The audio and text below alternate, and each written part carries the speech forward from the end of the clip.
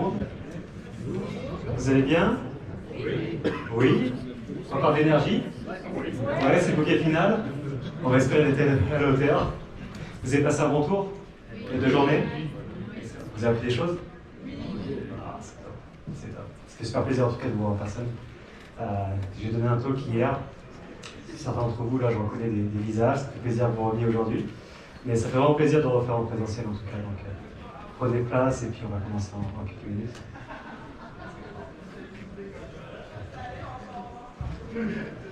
Le temps que les derniers arrivent, cette conférence, on devait la faire à 2 avec Khadija. Malheureusement, elle n'a pas pu venir aujourd'hui. Elle aurait vraiment aimé être là. Et puis en plus de ça, elle fait partie de mon équipe et elle devait justement dire à quel point j'étais un boss formidable. Alors, je vais devoir m'auto-congratuler.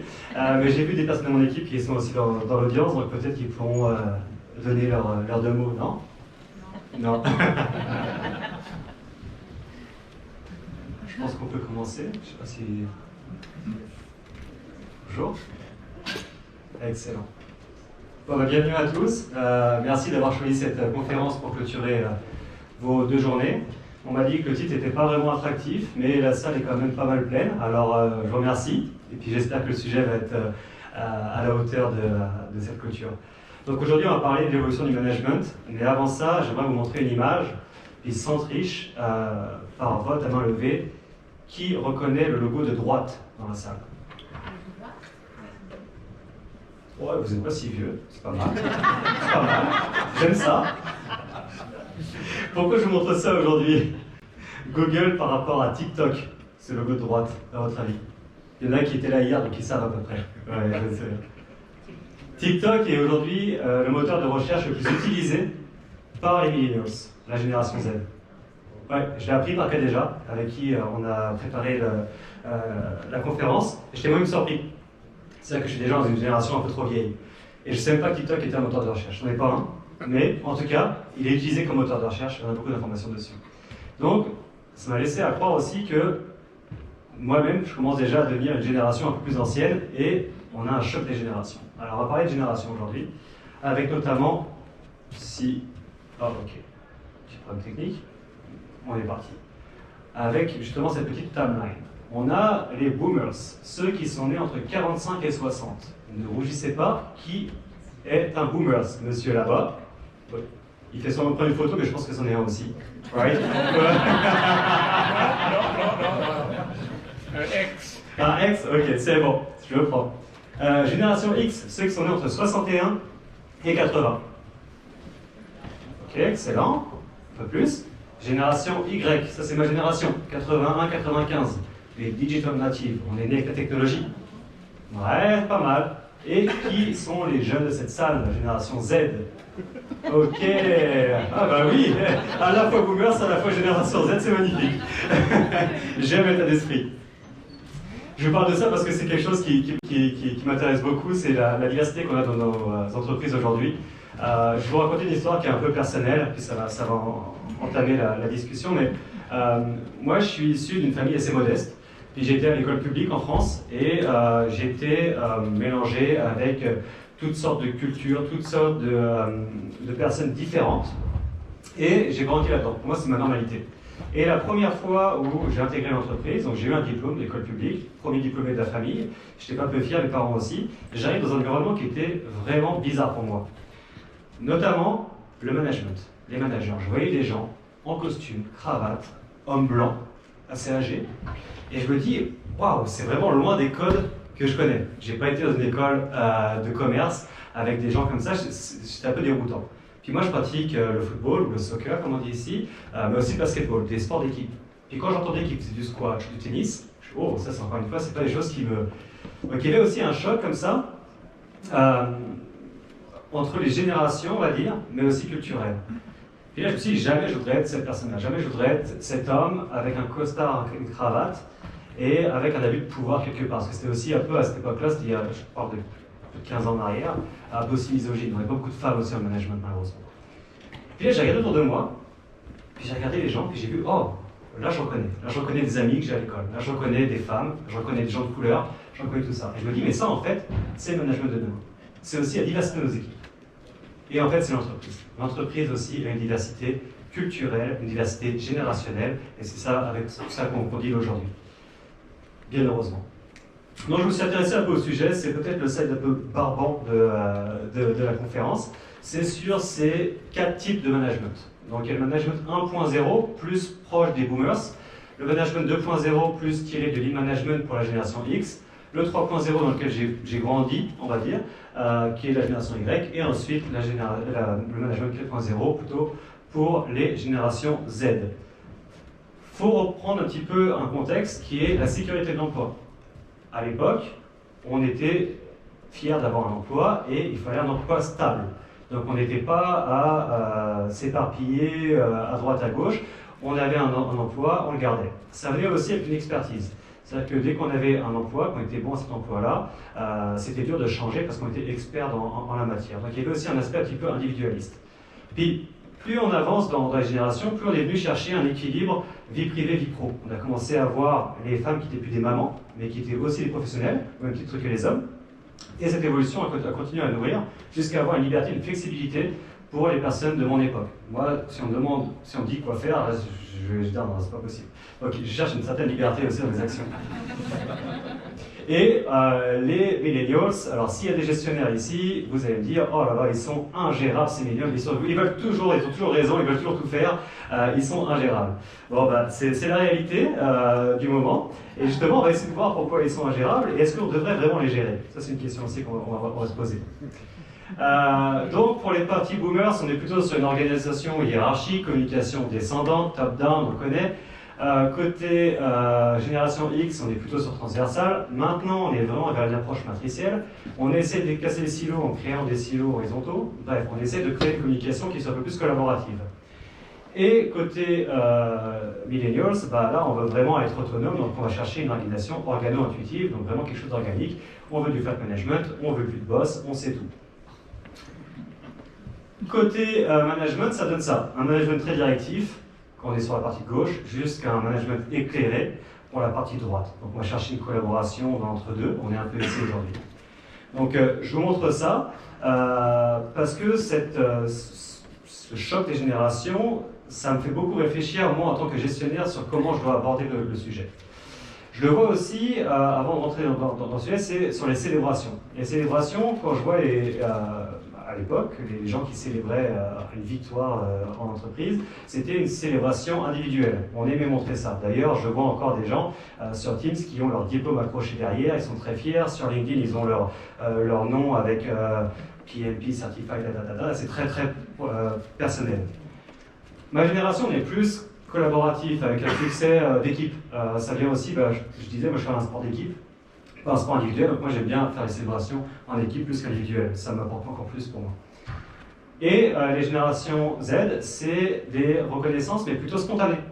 C'est-à-dire que c'est plus rapide, plus fréquent. On a besoin de montrer aussi, on a besoin de partager sur le réseau. Donc il y a aussi une approche comme ça au succès qui est intéressante. Donc pour ça, la position du manager, c'est ça que je me dis, mais où est-ce que je me situe? Donc il y a cette slide qui est vraiment très bateau, très basique, mais elle me permet de faire la transition avec le reste. On a d'un côté un dirigeant, quelqu'un qui dit quoi faire. De l'autre côté, on a un leader, quelqu'un qui souhaite accompagner. Moi, je me vois plus dans le côté du leader, parce qu'en plus, je n'ai pas de cravate. Donc, plus que de savoir quoi faire. J'aime pas trop imposer aux gens, parce que j'aime pas qu'on m'impose à moi. Donc, je me dis, mais comment est-ce que ça marche, tout ça? Alors là, je me suis posé la question sur gérer le système, mais pas les gens. Alors, ceux qui m'ont écouté l'année dernière, je disais, c'est du réchauffé, cette slide-là, c'est la seule qui sera réchauffée, je vous promets. Mais j'aime beaucoup la montrer. Je vais prendre l'exemple de cette vision que j'ai d'une ville propre et de citoyens en forme. Donc, admettons, je suis le maire de Montréal et je veux que ma ville soit une ville propre et que mes citoyens fassent de l'exercice. Je pourrais avoir la méthode je gère les gens ou je pourrais avoir la méthode je gère le système. Je gère les gens, je vais commencer à imposer l'arrêt de l'utilisation de l'automobile. Puis là, je vais être punitif. Okay, je vais utiliser des amendes si on ne respecte pas ce que moi je dis. Je vais aussi obliger l'utilisation du vélo et l'obligation de faire du sport. Donc là, vraiment, je vais atteindre mon objectif qui est de rendre cette ville propre et les citoyens en forme. Pour autant, en gérant les gens, je ne suis pas sûr que mes citoyens soient motivés et heureux. Bien qu'ils soient en forme et que ma ville soit propre, je ne suis pas sûr que j'ai leur adhésion et leur engagement. Alors, pour avoir la même solution, le même résultat pardon, à cette problématique, je vais essayer de me tourner vers le système. Puis plutôt que d'imposer l'arrêt de la voiture, je vais commencer à fermer des routes. Okay, je vais proposer des rues piétonnes, et puis je vais proposer aussi des vélos partagés. Hein, on voit les Bixi ici, et puis en plus de ça, je suis encore plus vers une ville verte, je rendrai les Bixi gratuits. Mais ça, c'est une autre histoire. Je sensibiliserai aussi, je leur dirai pourquoi je veux ça pour ma ville. Et aussi, je rendrai l'accès au gym gratuit. Et ça, on le voit de plus en plus à Montréal comme dans d'autres villes, où il y a des gyms en plein air. Puis je sais pas vous, mais en été, quand je me promène, il y a des gens qui font pas forcément du sport, ou des personnes un peu plus âgées, juste parce que c'est là, ils vont y aller. On les invite en fait à le faire. Donc on est venu à jouer sur le système pour pouvoir rendre nos citoyens en forme. On vient les engager quelque part, on n'aura rien à poser. C'est facile dit comme ça, mais comment est-ce qu'on fait en réalité? La réalité, il faut partir sur ce que notre ressource, ou plutôt notre talent, fait au quotidien. Et quelle est sa position d'entreprise, vers quel processus il traverse tout au long de sa vie d'employé. Donc je voulais partir de ça pour vous donner en fait des outils depuis que moi j'utilise au quotidien avec mon équipe, ou que j'utilisais aussi dans le passé, des choses qui ont fonctionné ou qui ne fonctionnent plus, ou que je m'adapte, etc. Mais à travers ce processus d'employé. On a l'entrevue, l'arrivée, le feedback, il faut en donner, le plan de carrière et le départ. Donc j'aimerais avec vous parcourir ce processus et puis voir justement ce que je propose et puis aussi avoir votre retour si vous avez des choses à partager avec l'audience. L'entrevue, c'est la première image que l'on donne de l'entreprise ou du service dans lequel le futur employé va progresser. Donc, il est super important qu'on le fasse d'une manière convenable. J'ai eu récemment un ami sur LinkedIn qui a partagé un post qui m'a fait assez sourire. Il m'a dit, il a dit sur LinkedIn, je ne veux pas voir le CV d'un candidat avant de le recevoir, je veux le voir après. Ça s'en dit long aussi sur la posture. On est aujourd'hui, on n'est plus sur une recherche d'expertise donnée. Hein, on a une diversité, on le dit. On est plus sur comment construire une équipe de confiance. Donc on va plus chercher des gens avec qui on va faire confiance, avec qui on va créer une équipe diversifiée, plutôt que d'aller chercher le top talent. J'aime bien aussi prendre cet exemple que je donnais l'an passé. C'est, moi je suis un fan du Paris Saint-Germain, c'est une équipe de football.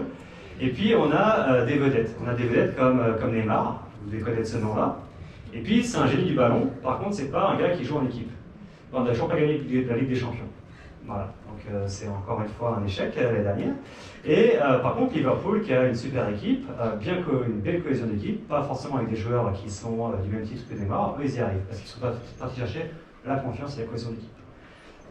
Bref, tout ça pour dire que l'entrevue, on est censé chercher une personne avant de chercher une ressource ou une expertise. Donc, à bas le CV et voyons qui est la personne qui est en face de nous. Pour ça, le candidat n'est pas inférieur à l'intervieweur. Donc, ça paraît bizarre, mais le candidat est déjà stressé. Donc, si on lui montre encore de ça, qu'on est le boss, on ne va pas l'aider à montrer le meilleur de lui ou d'elle-même. Instaurer un climat de confiance, donc détendre l'atmosphère, je vais vous proposer comment. Ne pas piéger le candidat, donc pareil, là j'entends souvent dans les préparations d'entrevue, comment on pourrait le piéger? Ah non, ça c'est no way, on ne piège pas un candidat, ça n'a aucun lieu. Préparer l'entrevue et le partager en avance. Ça c'est un peu compliqué, ça dépend de l'environnement auquel on est, avec les clauses RH, etc. Moi ce que j'aime faire, c'est envoyer le déroulé de l'entrevue à la personne avant. Voilà. Comme ça, elle arrive, elle sait de ce dont on va parler, les questions que je vais lui poser, etc. On n'est pas sur une question où on veut du vrai ou du faux, on est plus sur une réflexion de pensée. Et proposer un feedback à la fin de l'entrevue, ça c'est intéressant. Pas forcément dire on va te prendre ou pas te prendre, mais au moins donner un feedback constructif. Donc pour ça, c'est un peu le déroulement d'entrevue que je fais en général avec les personnes que j'entretiens. Un petit brise-glace au début, donc quelque chose de très simple, très rapide. C'est quoi tes dernières vacances? Pendant la pandémie, c'était ça aussi, c'est comment tu t'occupes. C'est vraiment parler autre chose que l'entrevue, juste pour détendre l'atmosphère un petit peu. Ensuite, il y a les questions générales sur le poste ou l'environnement futur.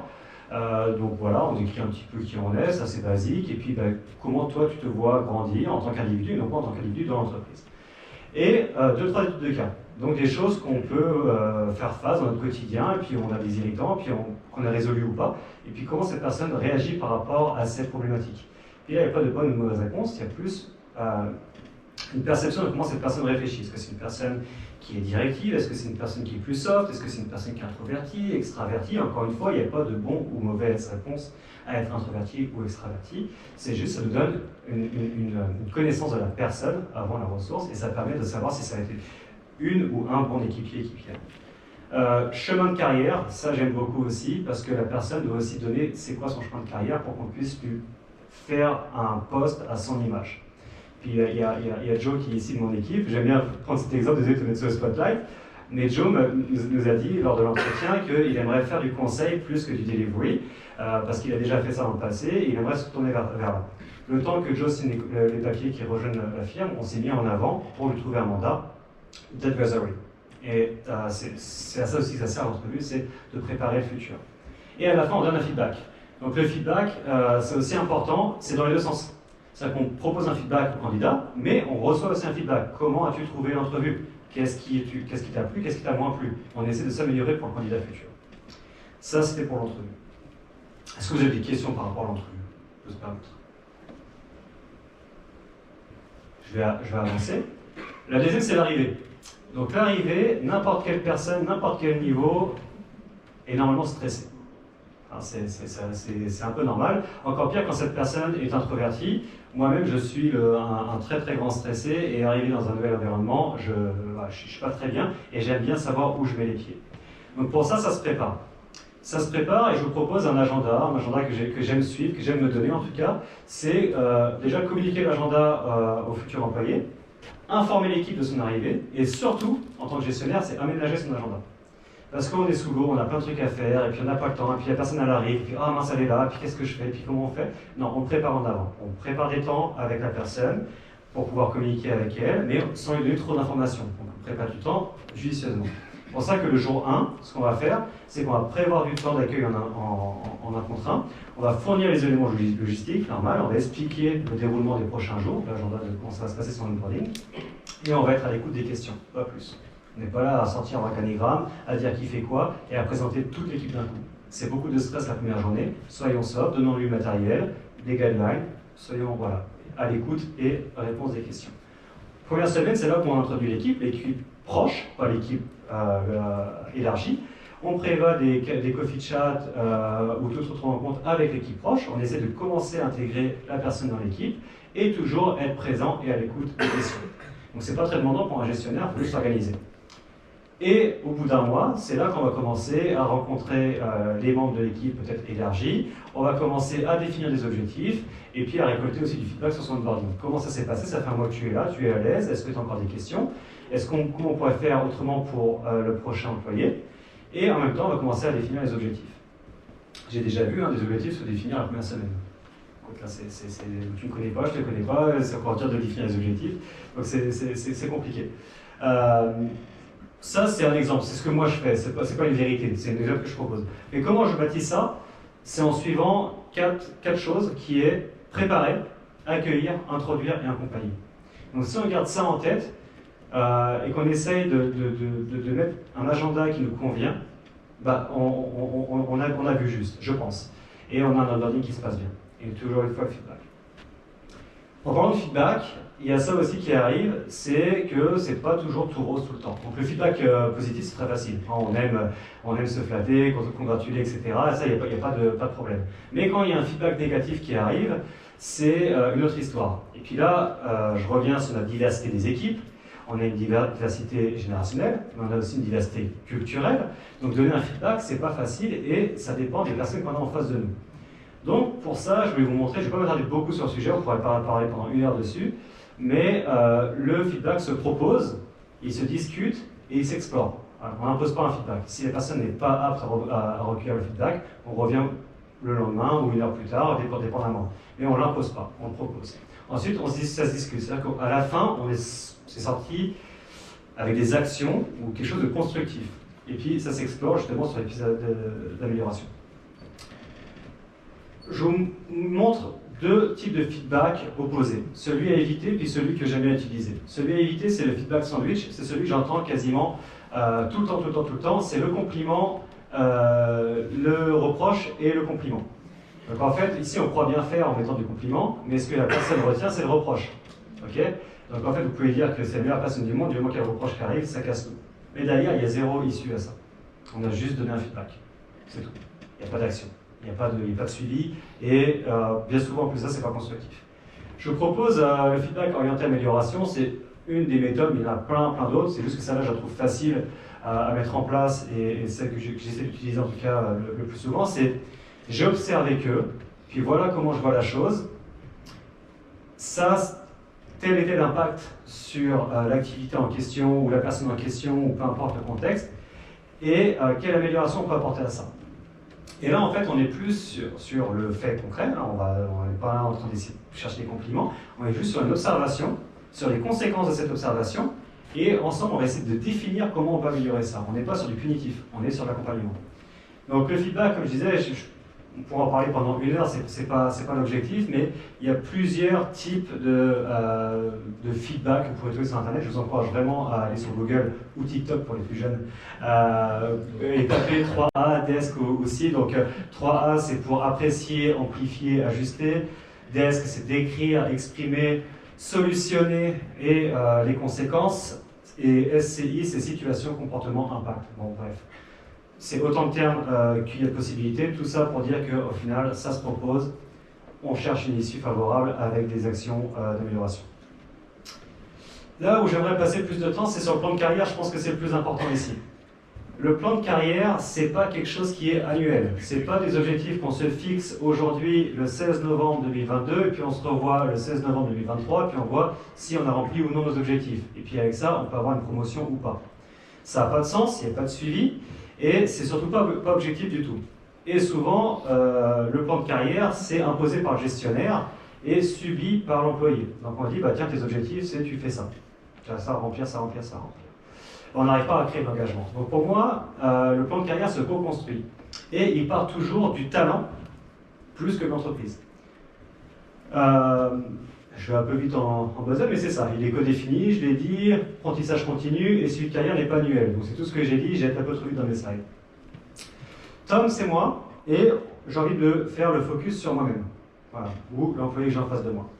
Je ne vais pas faire le focus sur l'entreprise, ça ne sert à rien, on le verra après. Donc qui est Tom ? Tom, lui, il a 4 catégories principales dans sa carrière, c'est le leadership, la gestion, l'agilité, la communication. C'est très très simplifié, c'est bien plus gros dans la vraie vie. Puis, à travers ces 4 catégories-là, on va essayer d'explorer encore un peu plus qui est Tom. Puis Tom, lui, il fait la gestion de projet, il fait la gestion de programme, il fait du safe, il fait des podcasts, il s'exprime face à un groupe, il essaye en tout cas du moins, et il donne des conférences comme aujourd'hui. Et puis, Tom, il s'est dit, bah, tiens, j'aimerais améliorer un petit peu ces 2 aspects-là, gérer un programme et puis donner des conférences. Donc on va faire en sorte de se donner les moyens pour aider Tom à aller dans cette voie-là. On peut jouer aussi avec des emojis, c'est ce que j'utilise avec mes coachés. Donc, par exemple, faire des podcasts, c'est quelque chose que Tom déteste. Faire de la gestion de projet, c'est quelque chose que Tom déteste. Joe ne voulait pas faire de livraison, alors Joe me l'a mentionné. Par contre, Tom voudrait vraiment mettre l'accent sur donner des conférences, il a besoin d'aide en plus, il a levé la main. Donc, il va peut-être pouvoir s'entourer de gens, ou de son coach, ou de son manager, pour pouvoir explorer cette chose-là. Il adore la communication. Et il aimerait aussi gérer un programme. Donc en tant que gestionnaire de société de service, ce que je vais faire pour Tom, c'est que je vais essayer de trouver un mandat de gestion de programme. Okay, je n'ai pas trouvé un mandat de conseil, ça ne serait pas ce qu'il cherche, il ne serait pas heureux, il ne serait pas engagé. Il aime communiquer, sur un forum comme le G-Tour, je vais essayer de le mettre en avant. À vrai dire, je parle de Tom, j'aurais pu parler de Khadija.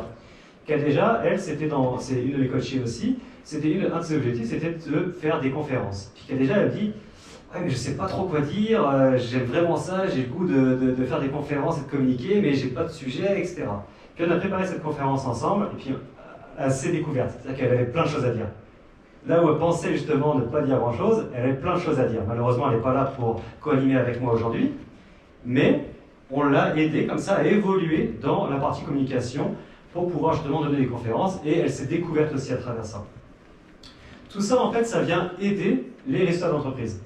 Parce que nous, dans notre entreprise, chez Deloitte par exemple, on a des objectifs à taille d'entreprise. On va venir calquer ce career path sur les objectifs de notre entreprise. Donc par exemple, on va prendre la gestion de programme où la personne va exceller parce qu'elle est engagée et ça va checker ses objectifs d'entreprise aussi. Donc c'est du win-win dans tous les cas. Ce qu'on veut à tout prix, c'est qu'on soit centré sur le talent et que le talent apprenne dans les domaines qu'il aime pour pouvoir avoir le meilleur engagement et le meilleur rendement. Donc ça, c'est super important. Donc ça, on va dire, c'est une relation coach à coachee, mais il y a aussi, c'est ce que j'essaie vraiment de mettre en place au sein de mes équipes, c'est l'apprentissage organique. Hein, on l'a vu aussi, les millennials, ça, ils aiment bien être en autonomie, etc. Donc c'est offrir un cadre sans trop pour autant être autoritaire. Et j'aime bien utiliser celui-là, c'est la matrice des compétences. Alors, les compétences, c'est complètement subjectif, c'est de l'auto-évaluation.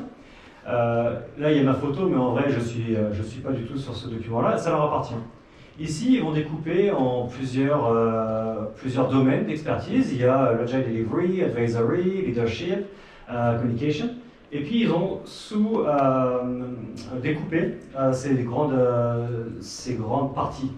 Puis, ils se disent, regarde, un tel est très bon en Scrum, un tel est très bon en gestion de produits, un tel est très bon en communication. Et inversement, un tel a besoin d'apprendre en Scrum ou etc.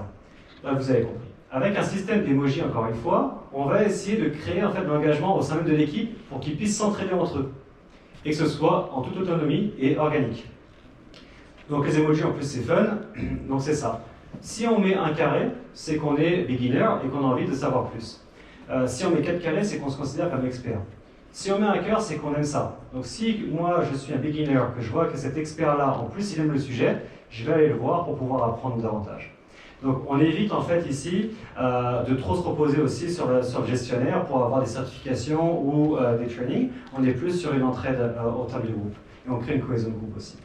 Le fantôme, c'est pour ghoster ça. Donc, par exemple, il y en a, ils disent moi, le safe, par exemple, ça, je veux le ghoster. Là, je suis très très bon, j'en ai fait pendant des années, mais je veux le ghoster. Là, venez pas embêter avec ça. C'est pas moi qu'il faut aller voir. Et puis, quand on lève la main, c'est vraiment j'ai besoin d'aide. Donc, on parlait aussi beaucoup là avec des gens qui viennent me voir au kiosque sur les mandats. Si on est sur des mandats et puis qu'on a un irritant ou peu importe, on peut lever la main. Tiens, j'ai quelque chose, j'ai un point de blocage. Et en fait, c'est avec l'équipe qu'on va réussir à débloquer ce point de blocage. Donc, je mets beaucoup l'emphase aussi sur la partie organique de la gestion du groupe. Un sujet qui me tient à cœur parce que je l'ai vécu aussi, c'est le départ. Le départ. Juste avant d'en parler, je voudrais vous donner un chiffre entre les baby boomers et la génération Y et Z. C'est quoi la durée de vie d'un emploi pour un boomers environ?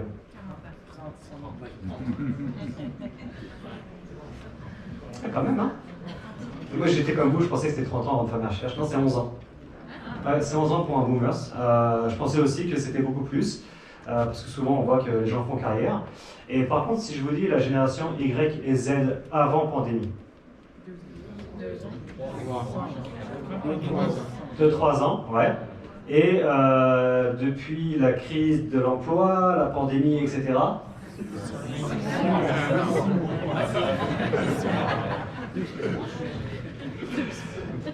C'est ça, c'est 11 ans pour les baby boomers, c'est 3 ans pour les générations Y et Z, mais oui, j'ai pas les chiffres, donc j'ai pas voulu les montrer, mais depuis la fin de la pandémie, puis le marché qui est un peu fou, la hausse des salaires, ouais, c'est beaucoup plus court et on est plus sur du 1 an et demi. Effectivement, on a réduit par 2, en tout cas ici régionalement. Donc ça, en fait, je le montre parce que j'ai envie que ce soit normal. Je veux pas que ce soit genre, ah, mais il va venir, puis après il va partir. Bah oui, il va partir.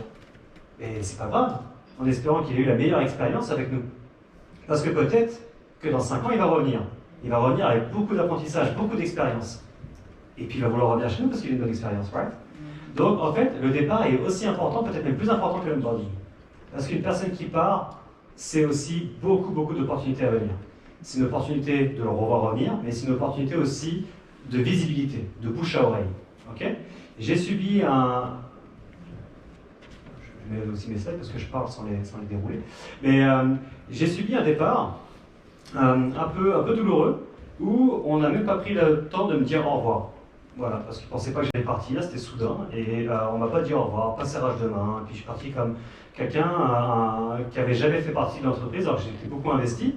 Ça m'a peiné, et au final, j'ai même plus envie de travailler avec eux, alors que je pourrais aujourd'hui, je pourrais encore les utiliser, à collaborer ensemble, et vice-versa, ils auraient aussi besoin de moi, mais non, ça s'est fini un peu comme un divorce qui s'est mal passé. En revanche, j'ai des success stories, c'est-à-dire qu'il y a des personnes qui ont quitté l'équipe et qui m'envoient des CV d'amis. Tiens, ça serait super qu'il intègre ton équipe, vous avez vraiment la même vision, etc. Et puis on fait du recrutement grâce à ça. Encore pire, une personne aussi qui a quitté mon équipe me dit « Regarde, j'ai une opportunité, mais j'ai pas les connaissances pour. Et je sais que maintenant, avec cette nouvelle équipe, tu peux avoir ces compétences. Est-ce que tu veux collaborer avec nous ?» Donc en fait, on crée aussi des opportunités. Le offboarding est super important, on maintient un réseau. Et puis un marché aussi petit et familial qu'est le Québec, c'est d'autant plus important. Je suis arrivé au Québec il y a 4 ans, et je reconnais beaucoup de visages en seulement 4 ans. Donc vous imaginez comme quoi c'est petit ici. Donc le offboarding il est aussi important pour ça, on maintient les relations. Il faut accepter les départs, on ne peut pas dire que nos gens doivent faire carrière chez nous, ça serait de mentir à nous-mêmes. Il faut qu'ils aient la meilleure expérience. Donc tout ça pour dire qu'au final, ma vision du management d'aujourd'hui, ou l'évolution du management, c'est de créer un système qui soit sécuritaire. On va mettre des garde-fous pour pas que ce soit l'anarchie et le chaos, mais un système dans lequel on puisse collaborer de manière autonome et organique, tout en donnant aussi des objectifs, mais en ayant de l'espace pour se concentrer. Donc c'est bien beau aussi de vouloir jouer copain, etc. Et il y a aussi des gens qui ont besoin d'être seuls, qui ont besoin de se concentrer, qu'il faut aussi préparer et prévoir ces espaces de concentration. Et surtout, on en parlait hier justement avec la contractualisation, c'est l'acceptation de l'échec. C'est pas punitif. Une personne de votre équipe, je n'ai pas beaucoup parlé ici, mais une personne de votre équipe qui se plante, c'est un apprentissage qu'il a eu. C'est pas quelque chose où il faut le punir davantage. Il s'est planté, fine. Ok, comment tu vas t'améliorer? C'est plus comme ça qu'il faut l'avoir. Ça vient aussi avec le feedback.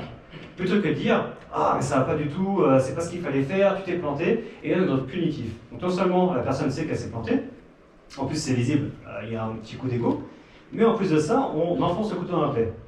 Personne n'en sort gagnant. Par contre, si on en sort un apprentissage, là oui, la personne en sort grandie, elle se sent aussi respectée, et moi je m'en sors grandi en tant que gestionnaire parce qu'elle aura appris de ses erreurs et elle va être encore meilleure après. Donc acceptons l'échec aussi. En gros, ce qu'il faut retenir ici, c'est que oui, j'ai pas de recette magique encore une fois, mais ça dépend, c'est je pense le mot d'ordre de l'Agitour.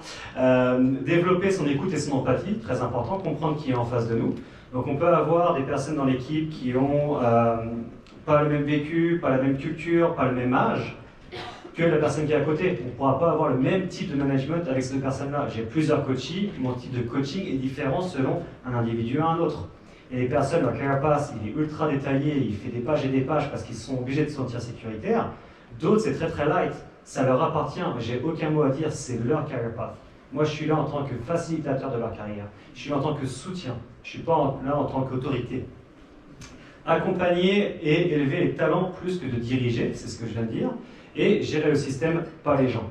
Utiliser, expérimenter des outils simples, ça c'est vraiment ce que je pousse tout le temps. Je vous ai montré des outils, là, je vous en ai montré 5, l'entrevue, la semaine type d'onboarding, le plan de carrière, le feedback, puis la matrice des compétences. Mais ça c'est mes outils, c'est mon quotidien. Il en existe plein, on peut les mettre n'importe comment, tant que ça répond à notre besoin et aux besoins du collaborateur. Donc pour moi, c'est ça la vision du management d'aujourd'hui, c'est un management qui est diversifié, avec des équipes diversifiées, c'est ça la beauté aujourd'hui de l'internationalisation aussi, et de ces échanges. C'est la beauté d'un Français qui a travaillé dans plusieurs pays et qui vient s'installer au Québec, qui travaille avec des personnes qui viennent d'autres pays, qui viennent s'installer aussi au Québec, c'est aussi la beauté du Québec. Donc merci beaucoup de m'avoir écouté, et puis on a maintenant 10 minutes pour prendre des questions.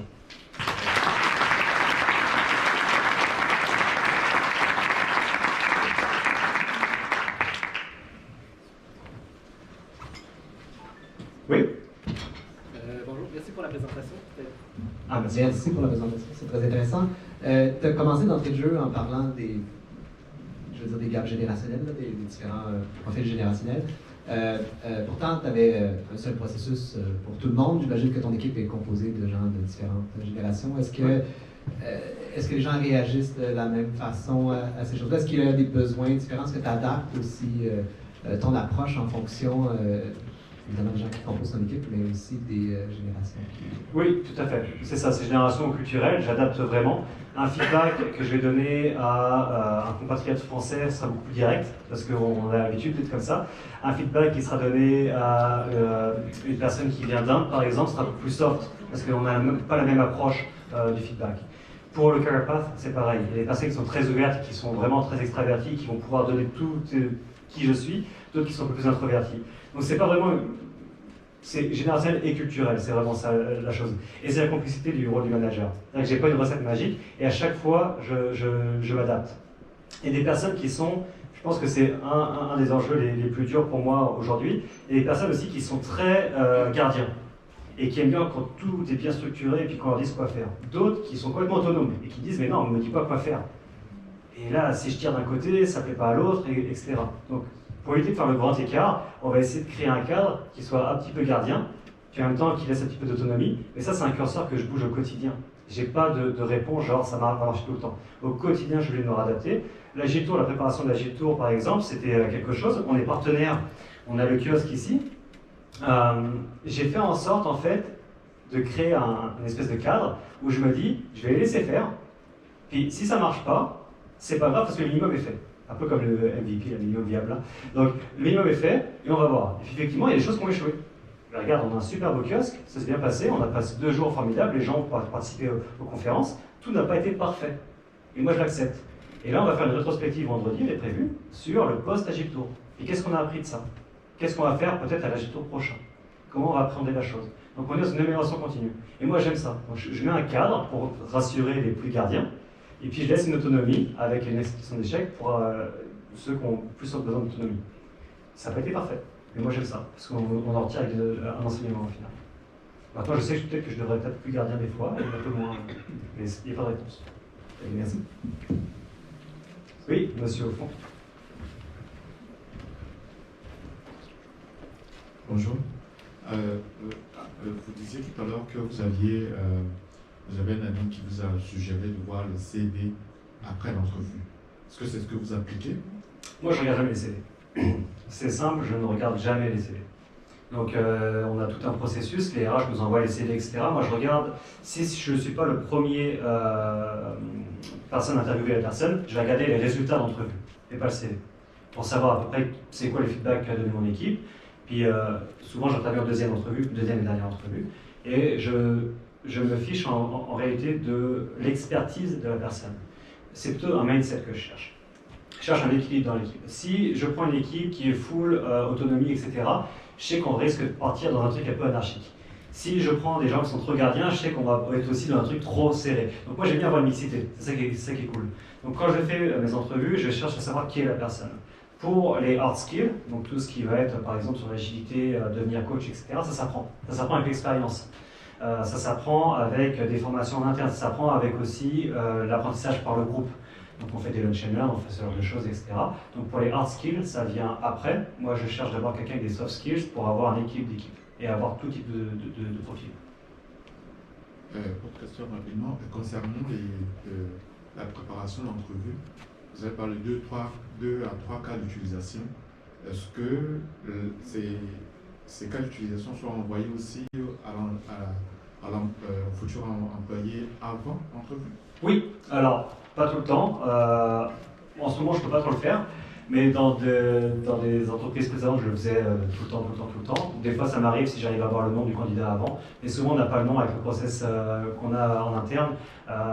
On n'a pas le contact du candidat. On a la réunion Teams qui est là, donc on se connecte et puis on connaît le candidat en temps voulu.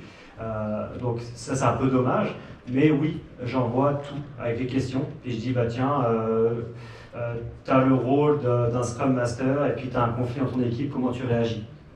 En cas d'utilisation, hein, c'est basique. Et il le sait en avance, il n'y a pas de bonne ou mauvaise réponse. J'attends pas quelque chose, oui, c'est évident. J'attends de savoir comment la personne réagit. Là, c'est un cas très, très basique, mais on prend des cas un peu plus complexes. On ne se prive pas d'une certaine intuition Pardon? Est-ce qu'on se prive d'une certaine réponse intuitive ce faisant? Là, ça amène une réflexion très rationnelle, très organisée, très structurée. Est-ce que, en donnant les questions Ouais. par bande d'avance, est-ce qu'on se prive d'une certaine intuition ou, Mais ça fait partie du jeu, je trouve ça bien. On voit ceux qui viennent préparer et pas préparer. C'est pas une bonne ou mauvaise réponse. Mais ça commence déjà à donner un trait de caractère du candidat. Puis après, on ne s'arrête pas là. On va commencer à poser des questions, puis on va donner plus de détails. Pas pour piéger, mais pour essayer de creuser un peu, pour justement éviter de sortir un peu de ce qu'il avait préparé, pour voir justement s'il a préparé quelque chose à 2 ou à 3 ou sur Google, et puis voir vraiment ce qu'il a proposé. Donc, non, moi j'adore ce genre de choses pour justement essayer de creuser un peu la personnalité. Ouais, ça marche. J'avais une petite question rapidement. Je partage totalement tout ce qui a été présenté, puis j'ai l'impression que tu as pas mal d'expérience autour de ça. Comment tu gères en fait dans les différentes discussions, par exemple liberté, flexibilité, autonomie, parce que souvent ça peut être aussi lié à des perceptions individuelles, culturelles, interculturelles. Dans ton expérience, qu'est-ce qui t'a aidé justement à essayer de mieux comprendre rapidement les différentes perceptions pour t'adapter et comment tu as agi autour de ça? Ouais, c'est deux questions, beaucoup de réponses que je peux apporter. La première chose, c'est que j'ai étudié la psychologie du groupe. Donc je suis très, très porté sur l'humain et puis j'arrive assez facilement à détecter les traits de caractère. Puis c'est quelque chose qui me fascine. Puis encore une fois, je ne suis pas attiré par tel ou tel profil. C'est quelque chose, je veux une certaine mixité. En interne aussi, on a des outils qui permettent aussi de détecter les différents types de psychologie d'individus. Il y a ça, puis après, c'est jouer aussi sur le système. Donc comme je dis, c'est un curseur que je bouge au quotidien. Et puis le système que je mets en place, il va avoir des garde-fous. Je ne veux pas que ce soit l'anarchie complète. On a aussi des objectifs à se fixer. Donc, comme tout bon projet, par exemple, agile qu'on déroule et puis qu'on va essayer de découper, puis raffiner, c'est ça en fait notre quotidien. On a des objectifs de travail annuels qu'on vient découper en trimestriel, qu'on vient découper en mensuel, qu'on vient découper en semaine. Là, en fait, on va essayer de faire ce même découpage pour laisser justement un terrain de jeu qui soit relativement souple, mais en ayant quand même certaines limites et certaines. Puis ça, c'est vraiment cette limite-là, elle est assez subjective parce qu'elle change tous les jours. Vraiment sans cheveux.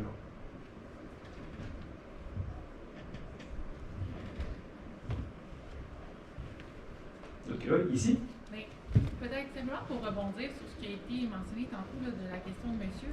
Tu sais, vous disiez. Il y a un micro qui arrive.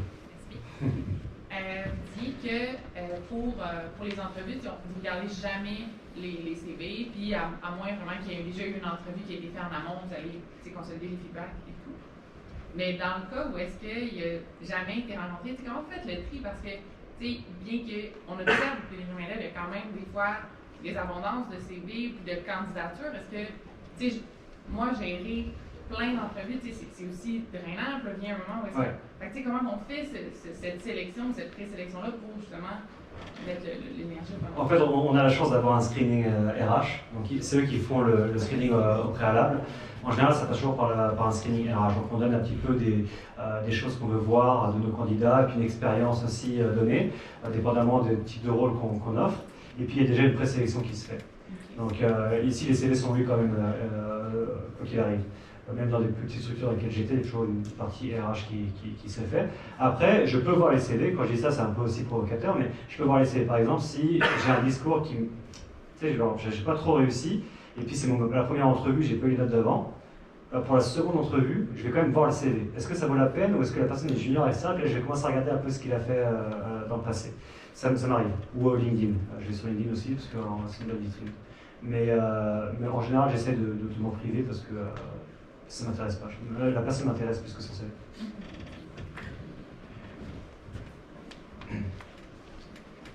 Moi, j'ai eu des personnes, d'ailleurs, je rebondis en même temps d'avoir la prochaine question, mais super compétentes sur le CV, même en entrevue, vraiment à carré, là, des coachs formidables, mais le mindset n'était pas là. C'est-à-dire qu'ils pouvaient répondre à tout, c'était Wikipédia. Alors, je vais à Wikipédia, je disais c'était quoi Sales, c'était quoi Scrum, c'était quoi whatever, c'est des trucs. Et puis à côté, j'ai une personne qui ne connaissait pas l'agilité. On a pris une personne qui ne connaissait pas l'agilité. Ça s'apprend. Donc c'est ça aussi de ne pas regarder un CV, parce que le CV aurait pu partir à la poubelle, alors qu'en fait non, c'était une très belle ressource. J'ai dit ressource, c'est entendu. j'ai une question. Quand il y a une histoire de suite de départ, ça me peut intéresser parce que durant la pandémie, ça veut dire qu'il y a un paquet de monde qui a changé de job très rapidement. Est-ce que vous pouvez vous exprimer par rapport au fait que c'est créé une disruption, qu'on peut dire, ou qu'il y a un gros changement qui est fait, et vers les 2 prochaines années ou à court terme, qu'est-ce que tu penses qui se produit avec ça? Le plus gros impact qu'a eu la pandémie, c'est pour moi pas tant les départs, etc., parce que dans le milieu du conseil, il y a quand même un turnover. Bien que là, on est quand même pas mal stable, je suis pas mal fier de l'équipe. Mais c'est plus dans le relationnel. C'est-à-dire que le distanciel, quand même, ça met un bris dans la cohésion d'équipe. Avec la matrice des compétences là, que je vous mettais, ça marchait bien mieux quand il n'y avait pas de pandémie. Avant ça, avec les équipes qui étaient présentes tous les jours parce qu'ils avaient leur board avec leurs sujets, etc. Ils étaient totalement autonomes. Là, ça demande un effort supplémentaire, ça demande de se connecter sur un point. C'est quand même plus complexe. Avec l'équipe, ce qui est assez cool, c'est qu'on se rencontre une fois par semaine. C'est pas une obligation, mais on se dit que les jeudis, on est là, bureau. Donc, si quelqu'un veut venir, le jeudi, il a des chances de rencontrer ses pairs. Mais on peut venir d'autres jours, etc. Mais on ne sera jamais tout le temps là, au même endroit, tout le temps. C'est sûr que ces outils-là, le Career Pass, il se fait très bien en ligne, il n'y a pas de souci, on utilise Miro. L'autre aussi, on utilise Miro, mais on est moins tenté d'aller se connecter et puis d'utiliser. Voilà. Donc on va essayer de jouer aussi sur d'autres leviers. Donc on va créer des lunch and learn, on va créer des workshops ensemble, on va créer des moments un peu ludiques, on va essayer de trouver des centres d'intérêt pour pouvoir rassembler les gens. Ou alors même des fois on fait des rassemblements d'équipes, etc. Ça nous arrive. Mais oui, je dirais que le plus gros impact là c'est plus sur la cohésion de groupe, où on est plus justement isolé chez nous et malgré nous. Oui. Est-ce que vous m'entendez? Oui. Et merci d'avoir partagé tes connaissances. Je voulais juste te poser une question. D'après toi, c'est quoi les meilleures techniques de stratégie pour maintenir les talents? Il n'y a pas de meilleure stratégie, ou du moins technique. Pour moi, c'est juste être à l'écoute. C'est quoi la question? Oui, pardon, excuse-moi, oui, c'est vrai, j'aurais pu la répéter. La meilleure stratégie ou technique pour maintenir les talents. C'est ça, ouais. Bah, c'est clairement être à l'écoute. C'est à l'écoute. C'est simplement les faire se sentir personnes, et non pas ressources, et engagées. Donc, c'est ça, que la personne soit gardien ou autonome, qu'elle soit introvertie, extravertie. On va essayer toujours de faire en sorte qu'elle puisse s'épanouir dans le groupe. Okay. Et puis si des fois il n'y a pas de match, parce que ça peut arriver, il n'y a pas de match, on s'est trompé sur le recrutement, ou alors l'évolution de l'équipe fait que ça ne va plus. Je reviens un petit peu à l'image que j'ai prise de la ville. Moi qui aime beaucoup l'automobile, si une ville devient fermée l'automobile, ben, je vais aller autre part. Parce que je peux pas, c'est une passion. Donc j'ai besoin de rouler aussi des fois en voiture. Je sais que c'est pas bien, mais c'est une passion. Donc en fait, des fois, on va créer une culture d'entreprise à travers tout ça. Okay, on crée une culture. Et si tu n'adhères plus à la culture, bah, c'est pas grave. C'est-à-dire que tu n'appartiens pas à cette culture-là et tu peux aller voir ailleurs. Et c'est correct. Et peut-être que la culture va te rappeler dans quelques années aussi. Donc il ne faut pas aussi essayer de se forcer à ce que les gens soient bien et puis que tout le monde est beau. Il ne faut pas se forcer non plus. Faut juste... Pardon? Il faut retenir à tout prix. Non, il ne faut pas retenir à tout prix. Et ça, je vois beaucoup. Je vois beaucoup, il faut retenir nos gens, il faut qu'ils fassent carrière ici. Ben non, c'est fine. Oui? Moi, je déteste donner du feedback. Alors, ma question, c'est, il y a eu des belles techniques qui ont été partagées entre la génération Z ou les millennials et puis X et Y, vice-versa. Est-ce qu'il y a des choses que vous conseillez de ne pas faire face au feedback qui a fonctionné avec un mais qui ne fonctionne pas avec l'autre, ou vice-versa? Ou c'est tous la même pratique? Je dirais que c'est même plus générationnel, c'est vraiment en termes d'individus. Le feedback, il est vraiment pas le même selon les individus. Je déteste aussi donner feedback. Tout le monde déteste donner un feedback, je pense. Ceux qui aiment donner un feedback négatif, en plus non constructif, ils sont sadiques, je pense. Mais il faut toujours garder à l'esprit que ce soit constructif et que ce soit dans un moment d'amélioration. Donc, si une personne est très susceptible, on va y aller plus avec des mots doux, on va être un peu moins rentre dedans, on va être plus dans une co-construction. On peut utiliser des rétrospectives, on utilise beaucoup ça. On peut utiliser un forum de groupe pour pas viser la personne directement, mais viser un constat. Puis tu sais, ça peut être utilisé aussi si on n'est pas à l'aise à donner en one-on-one, on peut le donner aussi dans un concept de groupe sans pointer la personne. On peut être aussi très direct si la personne elle aime ça être direct. Moi, j'adore recevoir des feedbacks directs. Si tu passes par 3 chemins, là, ça va m'énerver. Donc, viens me le dire en face direct, et tu vois, ça change vraiment d'individu en individu. Je déteste donner feedback, mais j'adore les recevoir. Donc, ça dépend vraiment de qui tu es en face, et c'est comme ça que tu vas justement essayer de comprendre avec l'empathie qui est ton employé ou qui est la personne qui est en face de toi, pour pouvoir adresser le feedback convenablement. J'ai pas de bonne réponse. Je sais que des fois, il y a des personnes, je ne peux même pas leur donner de feedback du tout. Là, c'est un problème. Je leur donne un feedback et des conséquences. Ils sont pas heureux, ils partent en arrêt maladie, etc. Ça m'est arrivé dans le passé. Ça m'est arrivé. Donc, ça dépend des gens. Oui. On a vu qu'il y avait vraiment une différence entre au niveau de la génération Boomer et Gen Z. On pouvait parler de 11 ans dans un même poste versus 3 ans. Comment on fait pour garder cette motivation, cet échange? Il y a quand même une différence entre 11 ans et 3 ans. Les boomers peuvent voir plus de changements, de mouvements, alors qu'ils sont quand même assez stables dans leur poste. Ouais, ben, je pense que moi, je me considère comme un millennial dans ce truc-là. Mais j'avais soif d'apprendre. J'avais soif d'apprendre et de rester dans une même entreprise, surtout avec cette façon de faire, avec des objectifs annuels, etc. Ben, je stagnais. J'apprenais vite, puis je stagnais. Donc, j'avais le goût de changer régulièrement. Changer régulièrement, parce que c'est pas pour changer d'entreprise, c'était pour gagner en apprentissage. Et je pense qu'aujourd'hui, les générations jeunes veulent apprendre. Ils veulent apprendre vite, ils sont pressés, ils veulent vraiment chercher de l'information et de l'engagement. Donc, moi, je ne vais pas les retenir, mais je vais faire en sorte qu'ils apprennent là où ils sont. Puis s'ils veulent partir pour aller s'essayer à d'autres choses, même des fois gagner une promotion, on ne va pas se le cacher, hein, c'est des fois un facteur aussi de changement. On est consultant ici, on veut passer manager et puis c'est plus facile là-bas. Bah fais-le. Fais-le. Et tu vas peut-être te faire les dents là-bas. Et peut-être que tu avais aimé ton entreprise, tu reviendras en étant senior manager. Mais regarde, on a perdu un consultant, on gagne un senior manager. On est content. Il connaît la maison, il connaît les processus. Et en plus de ça, il revient heureux et plein d'apprentissage. Donc, en gros, c'est ça. On va pas essayer de les retenir, on va essayer de les nourrir. Nourrir d'apprentissage, mais on va pas essayer de les retenir.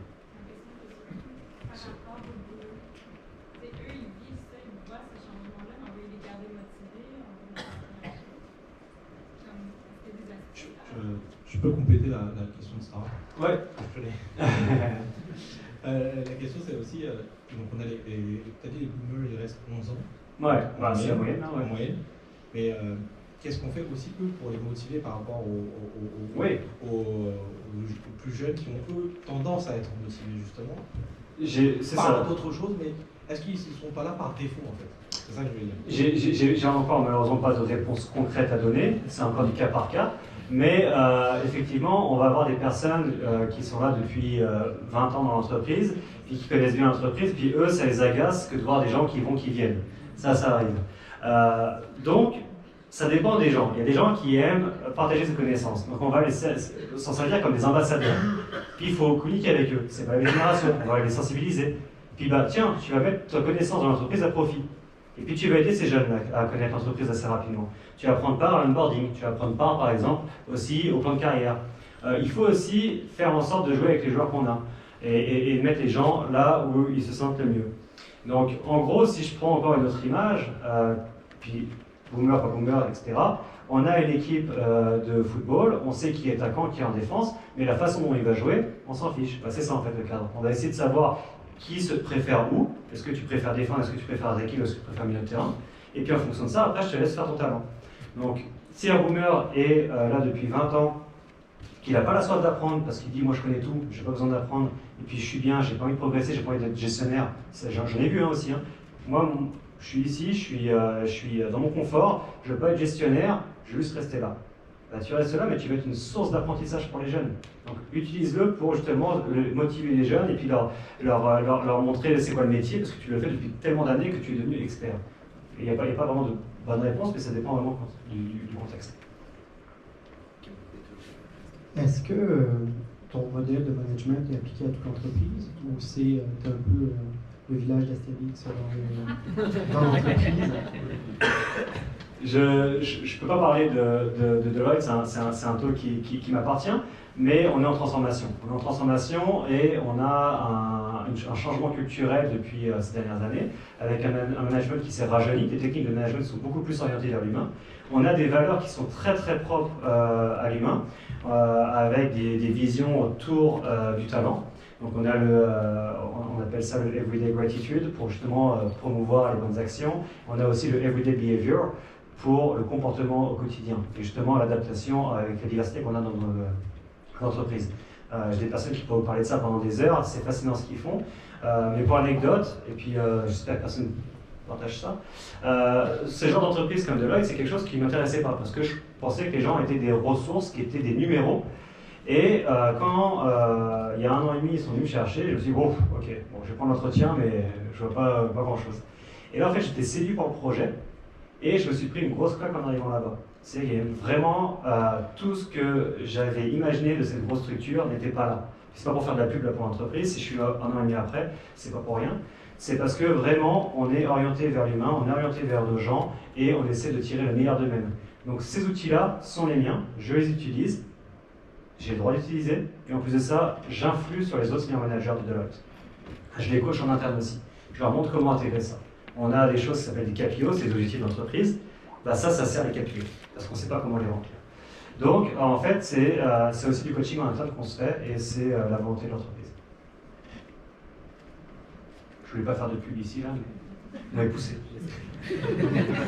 C'est interdit. C'est lui qui a poussé. Je vais me tirer les oreilles après.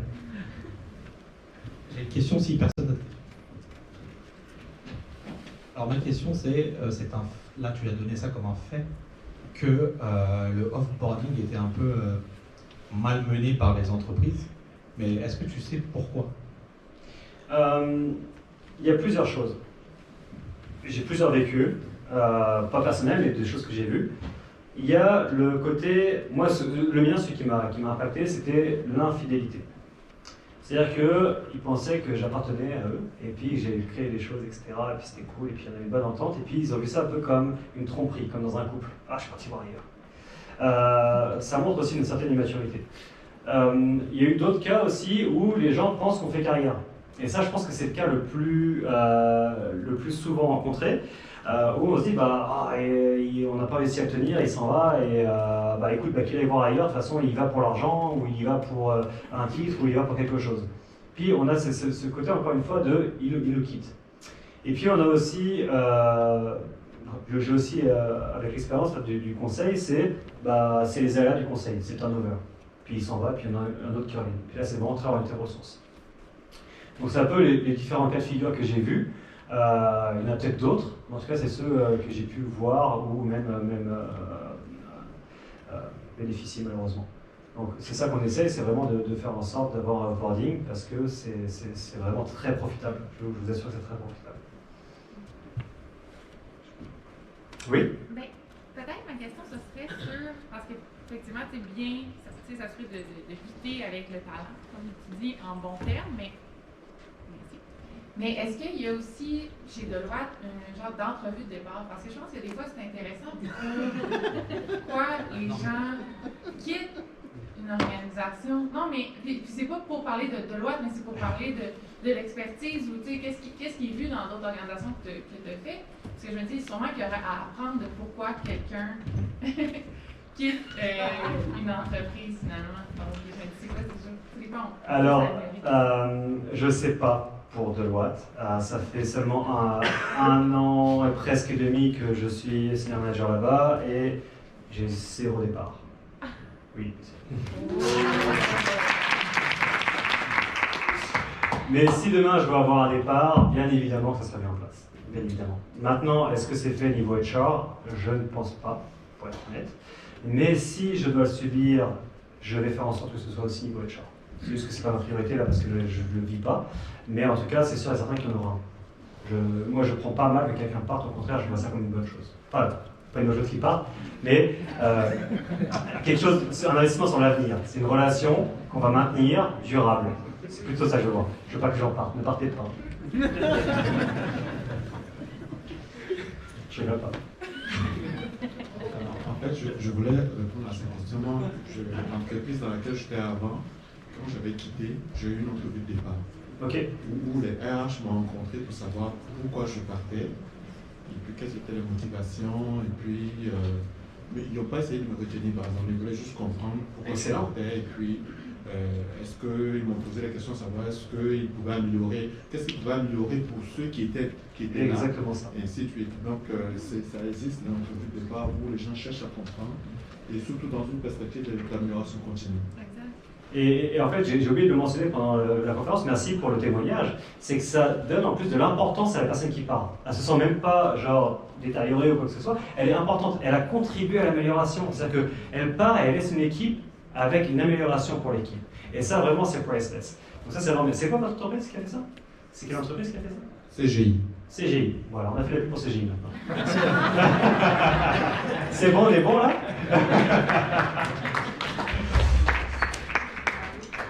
Je vois que les gens sont... On va faire après. Bah écoutez, un grand merci en tout cas. Et puis, à la prochaine.